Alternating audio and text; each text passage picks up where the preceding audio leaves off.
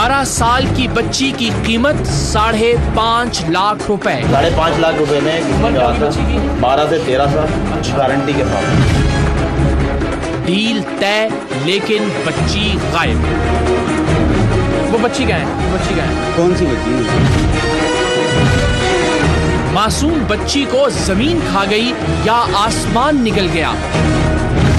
क्या सरेआम की टीम फरोख्त के लिए पेश की जाने वाली बच्ची को तलाश कर सकेगी? अस्सलामुअलैकुम, आप देख रहे हैं सरेआम और मैं हूं इकरार। आज का सरेआम 12 साल की एक ऐसी मासूम गुड़िया की कहानी है जिसे गाय और बकरियों की तरह सरे बाजार फरोख्त किया जा रहा था और सरेआम की टीम इसे इसके असल वुरसा तक पहुंचाने की नीयत से खरीदने ही वाली थी कि इस बच्ची को गायब कर दिया गया। आज का सरेआम इस मासूम बच्ची की तलाश का सफर है। सरेआम की टीम के अराकीन की जिंदगियों का ये अजीबो गरीब सफर उस वक्त शुरू हुआ जब हमें हमारे एक मुखबर ने इत्तला दी कि कराची के इलाके कोरंगी में एक शख्स औरतें फरोख्त कर रहा है और उस शख्स के पास 12 साल की एक लड़की भी बराए फरोख्त है और उस लड़की की कीमत 5.5 लाख रुपए मांगी जा रही है। सरेआम की टीम ने एक भी लम्हा जाया किए बगैर इस इशू पर काम करना शुरू कर दिया क्योंकि हम नहीं चाहते थे कि हमारे पहुंचने से पहले ही इस लड़की को बेच दिया जाए, क्योंकि उस सूरत में लड़की को ढूंढना तकरीबन नामुमकिन हो जाता। ये प्रोग्राम हमारे लिए काम से ज्यादा इबादत का दर्जा हासिल कर गया था, क्योंकि इसके जरिए न सिर्फ हम इस वहशियाना काम को करने वालों के गिरेबानों तक पहुंच सकते थे, बल्कि 12 साल की मासूम लड़की को खरीद कर या फिर बाजियाब करवा के उसके असल वारिसों तक भी पहुंचा सकते थे। बज़ाहिर ये काम बहुत सीधा साधा और आसान लग रहा था, लेकिन ऐसा हुआ नहीं।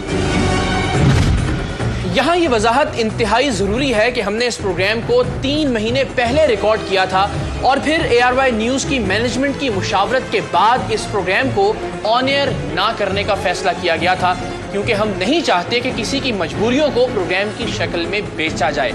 लेकिन फिर 3 महीने तक डब्बे में पड़ा रहने के बाद इस अलमनाक प्रोग्राम को ऑन एयर करने का फैसला क्यों किया गया, ये हम आपको प्रोग्राम के आखिर में बताएंगे।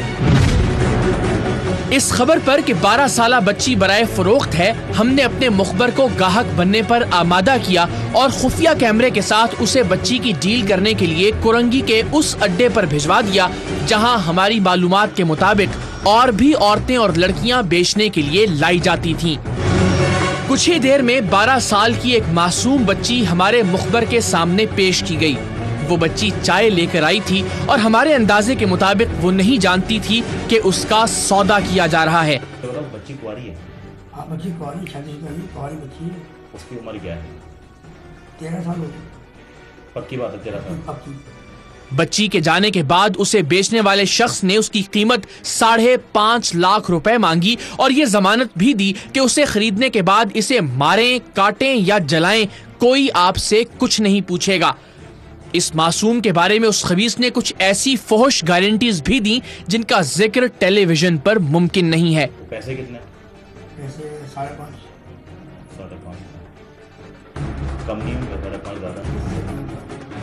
मैं खुद एक डॉक्टर हूँ, पैसे का मालूम है। बच्ची बुलवा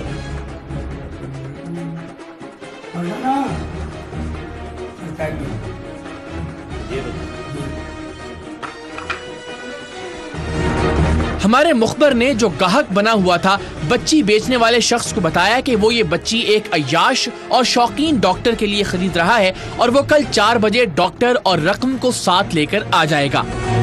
12 साल की बच्ची बेचने वाले ने हमारे मुखबर को बताया कि दरअसल ये बच्ची एक और शख्स की मलकियत है और वही इसे अभी यहाँ छोड़ कर गया है और कुछ ही देर में वो इसे वापस ले जाएगा, लेकिन कल 4 बजे वो बच्ची को दोबारा मंगवा लेगा।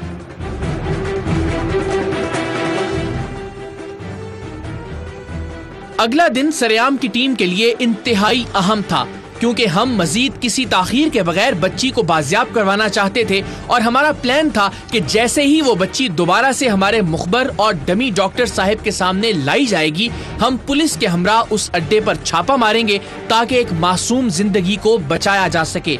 इस मकसद के लिए सरेआम की टीम सबसे पहले कुरंगी के जमान टाउन पुलिस स्टेशन पहुंची और सारा माजरा बयान किया।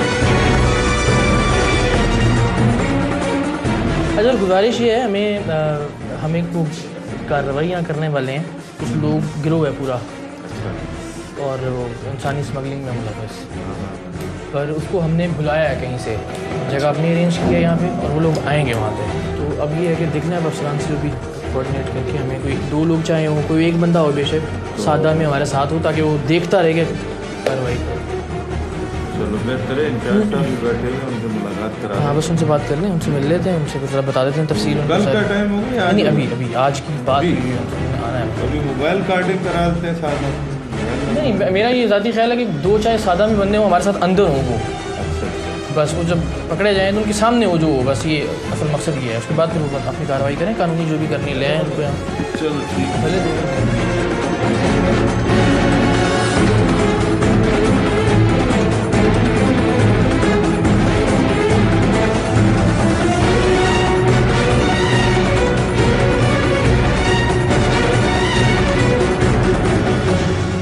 इतनी है ये।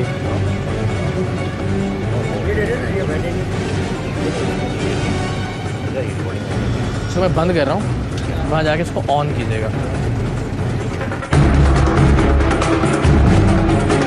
हमारे मुखबर ने बच्ची बेचने वाले शख्स से राबिता किया और उसके बुलाने पर हम पुलिस के सादा लिबास एहलकारों के साथ उस अड्डे की जानिब रवाना हुए।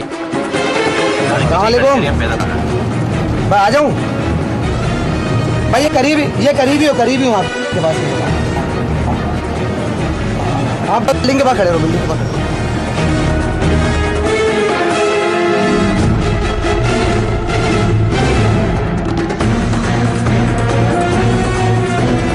सरेआम के प्रोड्यूसर डॉक्टर बनकर मुखबर के साथ बच्ची का सौदा करने उस अड्डे में दाखिल हुए, जबकि सरेआम की टीम कुछ फासले पर अंदर होने वाली तमाम गुफ्तगू सुन रही थी और तैयार थी कि जैसे ही बच्ची की आमद की तस्दीक हो, हम आन की आन में अड्डे के अंदर दाखिल हो जाएं।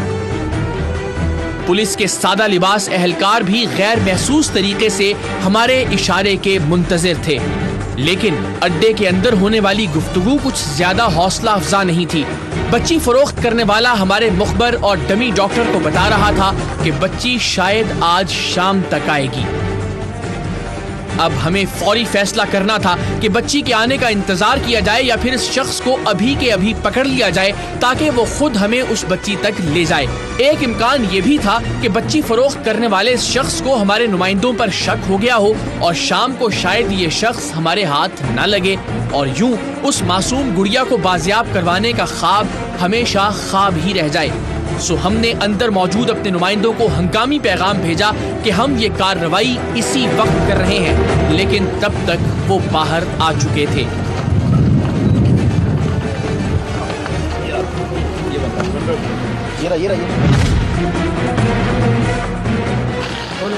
आप लोग पीछे हो जाए। ये बंदा है। अरे मेरे पास कुछ भी नहीं है सर। रिकॉर्डिंग है एक चीज़ की, एक चीज़ रिकॉर्ड कर रहे थे जो डील कर रहे थे, तो सुन भी रहा था मैं अंदर बैठ के। क्या सर, क्या कह रहे हैं? हमारे इशारा पाने पर हमारे नुमाइंदों ने उस शख्स को तो दबोच लिया जो उन्हें बाहर तक छोड़ने आया था, और हमने ये सोचकर उस अड्डे की जानिब दौड़ लगा दी कि शायद वो बच्ची वहीं मौजूद हो और जानबूझकर उसे हमारे नुमाइंदों से छुपाया गया हो।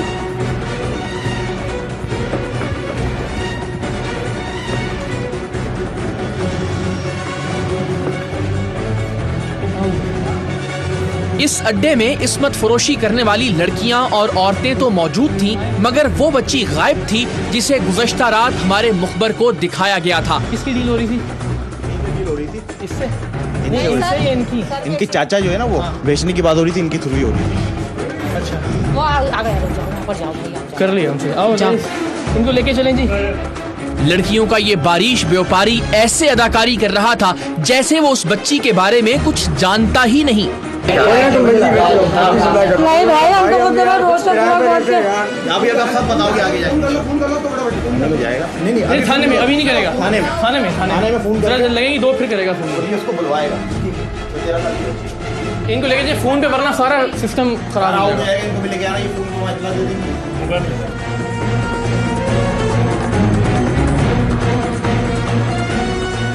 अच्छा, आपको कभी वो नहीं हुआ इनसे कि क्या कर रहे हैं ये लोग यहाँ पे?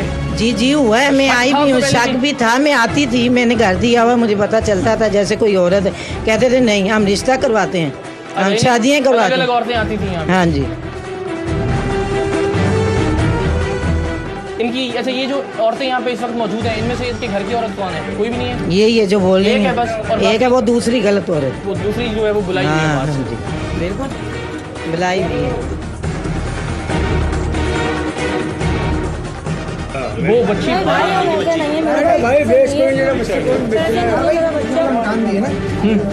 कितने में इसने कहा था कि 5.5 लाख रुपए। 5.5 लाख रुपए में किसने कहा था? 12 से 13 साल की गारंटी के साथ। आपने पहले देखी? जी मुझे कल दिखाई है इन्होंने बुला के, बच्ची दिखाई है ना। और अभी क्या 6 बजे इन्होंने कहा था? अभी 6 बजे इन्होंने बंदे को फोन किया, 6 बजे लेकर आएगा वो।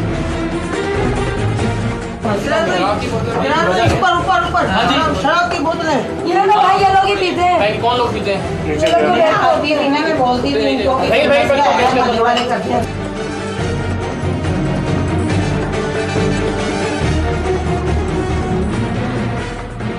घर से शराब की खाली बोतलें और कुछ दीगर नाकाबिले नशर अशिया भी बरामद हुई, लेकिन 12 साल की उस बच्ची का कोई सुराग नहीं मिल रहा था।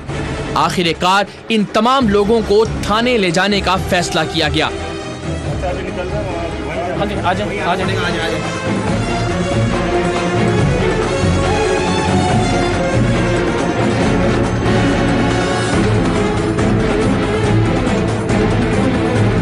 अभी भाई अरे कहाँ रह गए, क्या हो गया भाई? हैदराबाद से आ रहा क्या? अगर बंदा आया हुआ तो वो अभी आया हुआ तो मेरे पास साहब बैठे हुए थे, पैसे लेके आए थे दोनों आगे।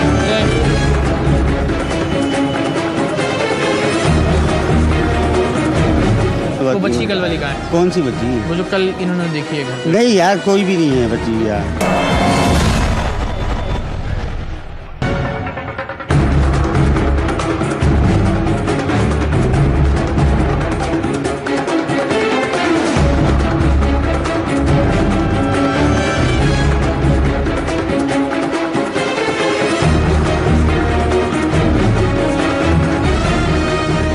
पुलिस स्टेशन में पप्पू नामी इस शख्स ने बिलाखिर एतराफ किया कि उसने गुज़श्ता रात 12 साल की लड़की हमारे मुखबर को फरोख्त के लिए दिखाई थी, लेकिन चूंकि वो बच्ची किसी और की मलकियत है और वो शख्स ऐन वक्त पर उस बच्ची को लाने से इनकारी हो गया है और उसका कहना है कि उसके पास बेचने के लिए एक औरत मौजूद है और वो उस औरत को लाने के लिए तैयार है। मगर सरेआम की टीम का असल हदफ उस मासूम बच्ची को ढूंढना था जो न जाने किसके जिगर का टुकड़ा थी और उसे यूं गाय और बकरियों की तरह बेचा जा रहा था, इस ऑफर के साथ कि खरीदने के बाद उसके साथ जो जी चाहे सलूक किया जाए। वो लड़की कहाँ है? सर मेरे को तो इजाज़त था कि ये पैसे देंगे मुझे, मैं मकान खरीद लूँगा अपने बच्चों के लिए, मैं किराए पे देता हूँ, ठीक है?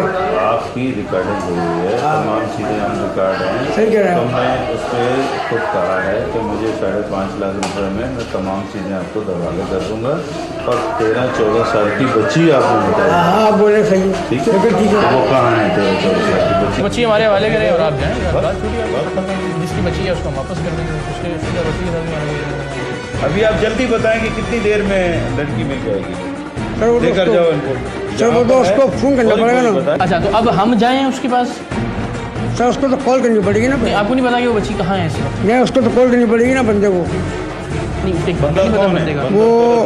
वो मेरा दोस्त है। नाम क्या उसका? जब आपका दोस्त है तो फिर उसे बुला लो। हाँ वो तभी तो कहता सर उसको फोन करना पहले आप उसको पिक करवा दो। वो कहाँ रहता है? वो रहता है बिलाल में।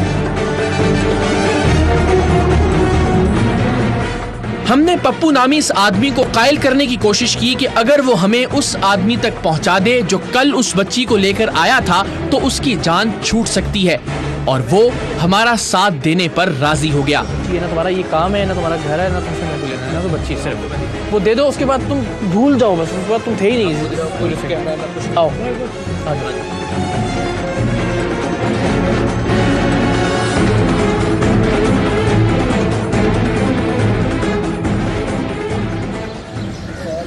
हेलो अभी भाई, अरे कहाँ रह गए, क्या हो गया भाई, हैदराबाद से आ रहा हो क्या?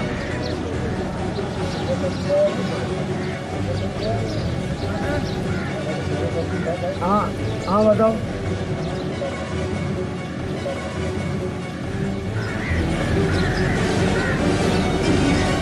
यार अभी तो बात हुई, बोले था मैं 5 नंबर पर मैं आ रहा हूँ, तो इधर आ जाओ, 3 नंबर के पार्क पे आ जाओ, अपने नहीं है 2 बजे के सामने। यार तो बंदे को साथ लेके आओ ना यार।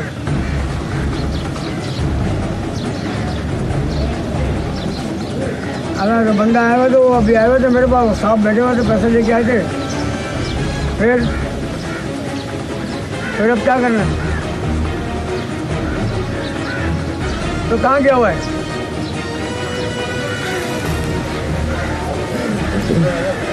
अच्छा पप्पू ने हमारे सामने उस हबीब नामी आदमी को फोन किया और हमारे नुमाइंदे उसे कान में मुसलसल हिदायत भी देते जा रहे थे।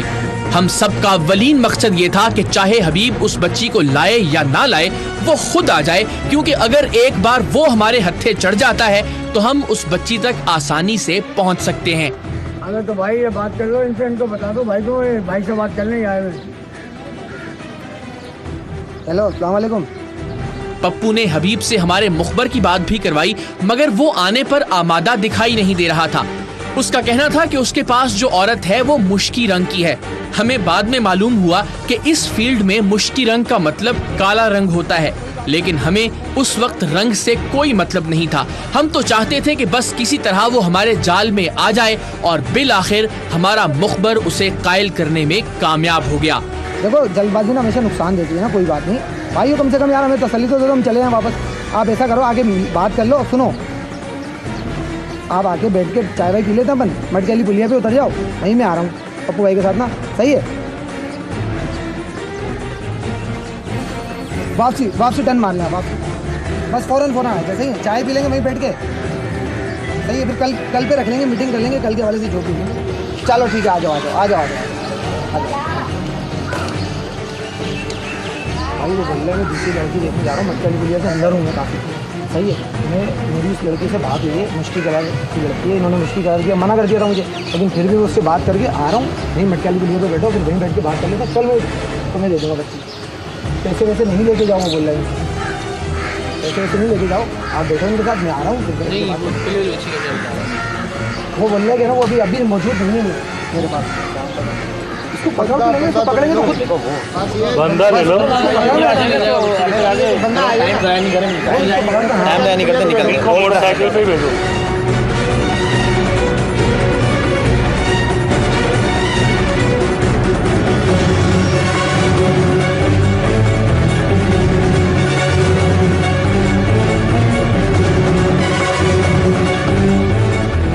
हमारा नुमाइंदा पप्पू के साथ मटके वाली पुलिया के एक चाय वाले होटल पर बैठ गया। सरेआम की टीम के अराकीन और पुलिस के सादा लिबास एहलकार उनके चारों जानिब फैले हुए थे।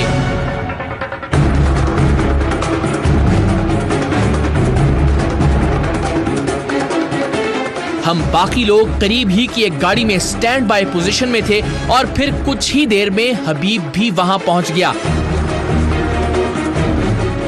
और जैसे ही वो पहुंचा, सरेआम की टीम उसके सर पर पहुंच गई। अच्छा हम घुमा के ला रहे हैं, गाड़ी घुमा के ला रहे हैं, ठीक है? लगानी थोड़ा, ये पकड़ना है, हम जाके इसको आ जाए।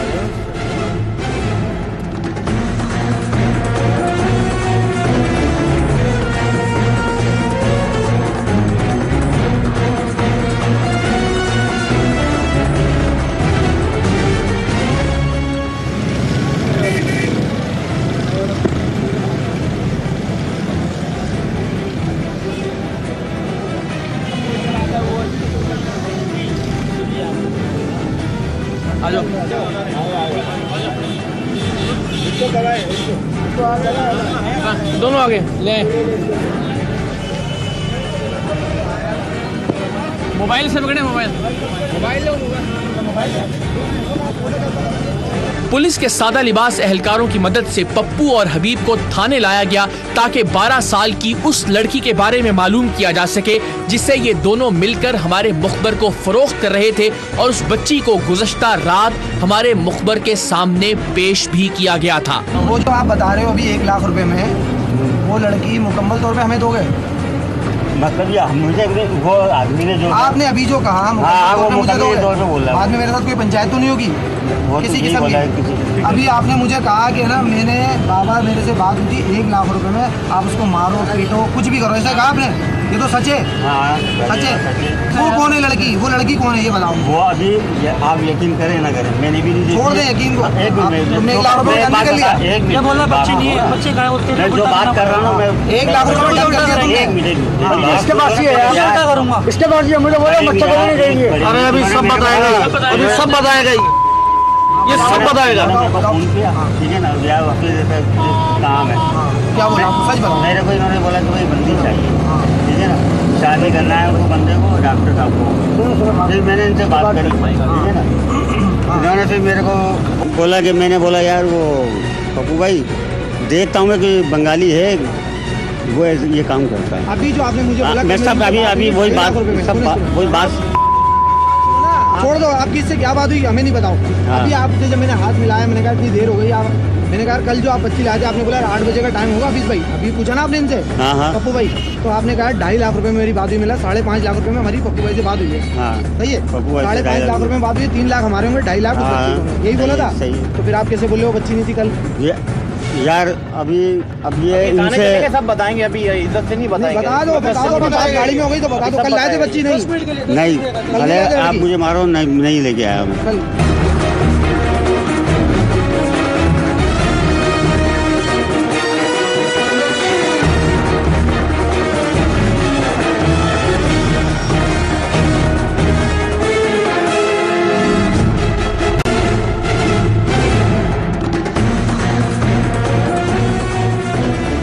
दाढ़ी वाले शख्स यानी पप्पू और दूसरे शख्स हबीब को थाने लाने के बाद सरेआम की टीम का असल इम्तिहान शुरू हुआ। जब पप्पू से पूछा जाता कि वो बच्ची कहाँ है जिसे तुम कल हमारे नुमाइंदे को बेच रहे थे, तो उसका जवाब होता कि उस बच्ची को हबीब मेरे पास लाया था और कल रात ही वो बच्ची को वापस भी ले गया था। मैंने फोन पे बात करवाई थी इनकी। ये बोले मच्छर कॉलोनी गई है वो। ये कल शाम बच्ची थी। हाँ, ये बोले लेके आया था, बोला मच्छर कॉलोनी गई है, वो कल आएगी 12 बजे। और जब उस बच्ची के बारे में हबीब से पूछा जाता तो वो कहता कि वो पप्पू के पास कोई बच्ची लाया ही नहीं। वो बच्ची कल वाली कहाँ है? कौन सी बच्ची? वो जो कल इन्होंने देखी है घर पे। नहीं यार, कोई भी नहीं है बच्ची यार। हालांकि कुछ देर पहले ही जब हमारे नुमाइंदों की हबीब से फोन पर बात हुई तो उसने बहाना किया कि बच्ची मच्छर कॉलोनी गई है, लेकिन वो एक दूसरी औरत को बेचने के लिए आ सकता है। मतलब ये शख्स औरतों की खरीदो फरोख्त का काम भी करता था और बच्ची भी उसी के पास थी, लेकिन वो ये बात किसी भी तरह मानने को तैयार नहीं था। ये दोनों मुल्जिमान अपने पास उस बच्ची की मौजूदगी से मुसलसल इनकार कर रहे थे और ऐसा भी नहीं था कि बच्ची का कोई वजूद ही ना हो। हमारे मुखबर से उस बच्ची को बाकायदा मिलवाया गया था और खुफिया कैमरे से की जाने वाली उसकी रिकॉर्डिंग भी सरेआम की टीम के पास महफूज थी। इनमें से एक शख्स ऐसा था जिसने हमारे मुखबर के सामने उस 12 साल की बच्ची को पेश किया था और उसकी कीमत 5.5 लाख रुपए बताई थी। ये बताओ, बच्ची कुंवारी है? हाँ, बच्ची कुंवारी, कुंवारी बच्ची। उसकी उम्र क्या है? 13 साल होगी। पक्की बात है? 13 साल पक्की? हाँ, 13 साल। पैसे कितने? पैसे 5.5। जबकि दूसरा शख्स वो था जिसने फोन पर एतराफ किया था कि बच्ची उसी के पास है, लेकिन उसने उसे मच्छर कॉलोनी भिजवा दिया है। कंफ्यूजन के साथ साथ टेंशन भी बढ़ती जा रही थी।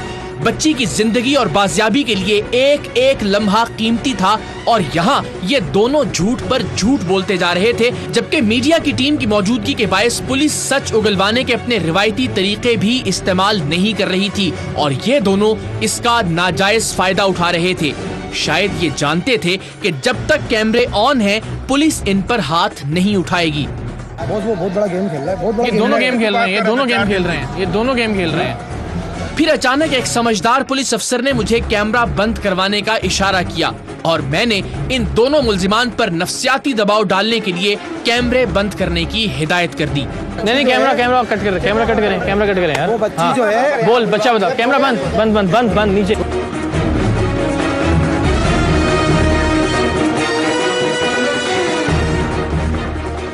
एक मेरी बात सुनो, मर्द ने जिसने 5.5 लाख रुपए दिए वो औरत को औरत समझेगा, जानवर समझेगा?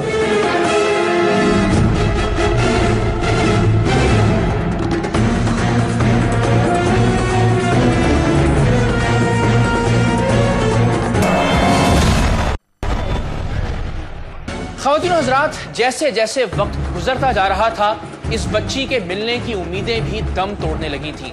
हमने इस बच्ची का पता मालूम करने के लिए हर हरबा आजमा लिया था, प्यार से बात की थी, डांटा डपटा था, समझाया था, लेकिन उसके बावजूद ये दोनों इस बच्ची का पता बताने के लिए किसी सूरत भी तैयार नहीं थे। और हमारे जहन में अब बाकायदा खौफ और वसवसे जन्म लेने लगे थे कि क्या इस बच्ची को कहीं बेच दिया गया है और क्या ये बच्ची वाकई अब इस दुनिया में मौजूद भी है या फिर नहीं। लेकिन सरेआम की टीम ने हिम्मत नहीं हारी। इससे पहले कि कैमरे पूरी तरह से बंद होते और पुलिस वाले हरकत में आते, पप्पू की जबान हरकत में आ गई। झट से कहने लगा कि वो जानता है कि गुज़श्ता रात फरोख्त के लिए पेश की जाने वाली बच्ची कहाँ है, लेकिन वो ये बात सिर्फ इस थाने के SHO को बताएगा और इस दौरान कैमरे भी बंद रखे जाएं।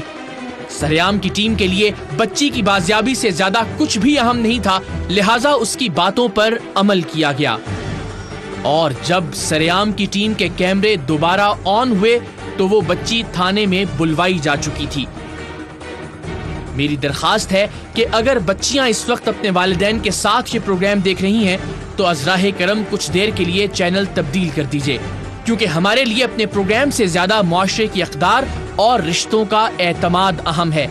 क्योंकि जो हकीकत अब आपके सामने आने को है, उसके बाद शायद हम आईने में भी अपनी नजरों से नजरें ना मिला पाएं कि हम किस निजाम और किस मुआशरे का हिस्सा हैं। वो निजाम जहां एक बाप अपनी बेटी को बेचने के लिए पेश कर सकता है ताकि वो बेटी बेचकर घर खरीद सके, जहां एक बाप अपनी बेटी को बेचते हुए ऐसी ऐसी गारंटीज देता है कि शर्म खुद शर्मा जाए और ऐसी ऐसी इजाजतें कि वहशत और बर्बरियत खुद लरजने लगे।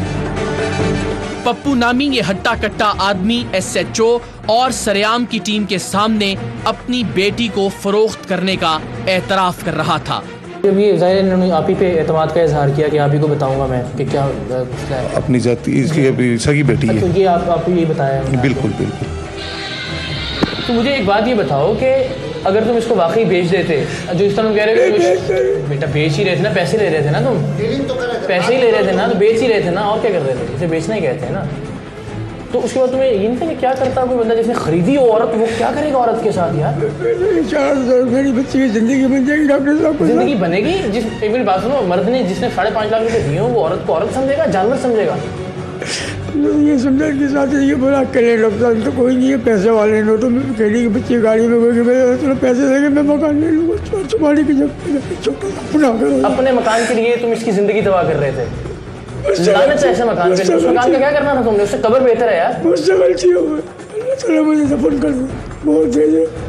आप बड़े साहब क्या चाह रहे थे कि इनसे पैसे लेना चाह रहे थे क्या? सर मैंने आपको बताया था सर, मेरी मजबूरी है, मैं किराए पर रह रहा हूँ, जिंदगी भर गई है मुझे, मंगा लो कर ले लो बच्चे करके। आपको मेरे पहले बताया ये बात है। इरादा क्या था आपका कि इसको बाकी बेचने का इरादा था? नहीं बेचने नहीं, मेरा तो ये इरादा था, नहीं धोखे वाला काम नहीं था। मैंने बोला इनके करा दूँगा, शादी वादी करा दूँगा, डॉक्टर साहब भी मेरी बच्ची अच्छी जगह रहेगी, खुश रहेगी, नोटों में खेलेगी, गाड़ी पे घूमेगी।